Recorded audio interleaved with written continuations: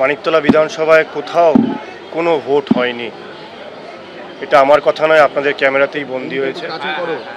আমরা নির্বাচন কমিশনকেও জানিয়েছি যে 277টা বুথের মধ্যে 89টা বুথে ভীষণ রকমভাবে ছাপ্পা এবং প্রক্সি ভোট হয়েছে। যে কোনো একটা বুথে র্যান্ডমলি যদি কোনো সিসিটিভি বার করে চেক করা হয় তাহলে পরিষ্কার হয়ে যাবে সেটা। দ্বিতীয় 277টা বুথের মধ্যে থেকে 206টা বুথ এজেন্টদের মেরে বার করে দেওয়া হয়েছে। কোনো একটা জায়গায় পিস্তলও দেখানো হয়েছে। কেবলমাত্র 71টা বুথে আমাদের লোক বসতে পেরেছিল 277-এর মধ্যে। এই পরিস্থিতিতে 80% জায়গায় কোথাও ভোট হয়নি। সাধারণ মানুষকে বহুতলের থেকে বেরোতে দেওয়া হয়নি। দরজার বাইরে, গেটের বাইরে 25-30 জন করে বসে থাকতো। আর গলির মুখে, বস্তির গলির মুখেও সেখানে 25-30 জন বসে থাকতো। কোথাও থেকে সাধারণ মানুষকে ভোট দিতে দেওয়া হয়নি। সুপরিকল্পিতভাবে 51-52% ভোট এখানে ছাপ্পা মারা হয়েছে।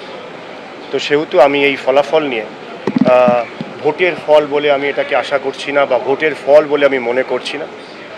সম্পূর্ণরূপে গুন্ডা মস্তানদের দ্বারা যেরকমভাবে এই ভোট পরিচালিত হয়েছে এবং যেই ভোট যেভাবে লুট করা হয়েছে, আমি এর কঠোরভাবে নিন্দা করছি। এবং আমি মনে করি যে আগামী দিনে পশ্চিমবাংলার মানুষ আরও সচেতন হবে, কারণ এটা কেবলমাত্র একটা রাজনৈতিক দলের লড়াই নয়। যেটা রাজনৈতিক দল লড়াই করবে বিরোধী দলের ভূমিকা পালন করে পুলিশ প্রশাসন বা সরকারের বিরুদ্ধে, সাধারণ মানুষকে আর জাগতে হবে এবং সাধারণ মানুষকে বেরিয়ে আসতে হবে, নইলে। এবার রানাঘাট দক্ষিণের ছবি আপনাদের দেখাবো। এখানেও লড়াই, ত্রিমুখী লড়াই। মুকুটমণি অধিকারী বনাম মনোজ কুমার বিশ্বাস এবং সিপিআইএম প্রার্থী অরিন্দম বিশ্বাস। এখানে গুরুত্বপূর্ণ এই কারণে শুরুর দিকে বিজেপি প্রার্থী এগিয়েছিলেন, পরে আবার দেখা যায় যে মুকুটমণি অধিকারী তিনি এগিয়ে রয়েছেন। সরাসরি কথা বলবো আমাদের প্রতিনিধি আবির দত্তের সঙ্গে। আবির, 1 ঘন্টারও বেশি সময় হলো কাউন্টিং চলছে, কি বলছে সর্বশেষ ট্রেন্ড?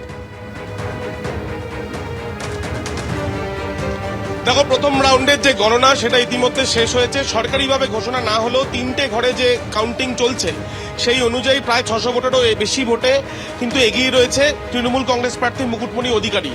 যদিও এখনো পর্যন্ত সরকারিভাবে তা ঘোষণা হয়নি, কিন্তু তোমায় জানাই যে আজকে শুরুতে প্রাথমিকভাবে ট্রেন্ড হিসাবে দেখা যাচ্ছিল যে বিজেপি প্রার্থী কিছুটা এগিয়ে রয়েছেন, কিন্তু প্রথম রাউন্ডের গণনার পর বিষয়টা কিন্তু দেখা গেল পুরোপুরি বদলে গিয়েছে। সেখানে দেখা যাচ্ছে যে তৃণমূল কংগ্রেস প্রার্থী তিনি এগিয়ে রয়েছেন, তার নিকটতম প্রতিদ্বন্দ্বী হচ্ছেন বিজেপি প্রার্থী। এখন দেখার বিষয়, তার কারণ হচ্ছে প্রথম রাউন্ডের গণনা শেষ হয়েছে, আরও 10 রাউন্ড হবে, মোট 11 রাউন্ডের গণনা চলবে এবং তারপরেই কিন্তু এই গণনার ফলাফল সামনে আসবে। এই যে ট্রেন্ড, শুরুতেই ট্রেন্ড হিসাবে দেখা যাচ্ছে যে তৃণমূল কংগ্রেসের এগিয়ে যাওয়া, এটা কিন্তু অত্যন্ত তাৎপর্যপূর্ণ। তার কারণ 2021 বা 2016-তে সেই সময় কিন্তু তৃণমূল কংগ্রেস একবারের জন্য এই সিটটা কিন্তু জয়লাভ করতে পারেনি, কিন্তু এবার দেখা যাচ্ছে প্রথম রাউন্ডের গণনার পর তৃণমূল কংগ্রেস এগিয়ে রয়েছে। উপনির্বাচনে একাধিক অভিযোগ ছিল বিজেপির, অভিযোগ ছিল তৃণমূল কংগ্রেসেরও, এবং সেই ক্ষেত্রে দেখা যাচ্ছে যে প্রথম রাউন্ডের পর তৃণমূল কংগ্রেস বিজেপিকে পেছনে ফেলে এগিয়ে গিয়েছে।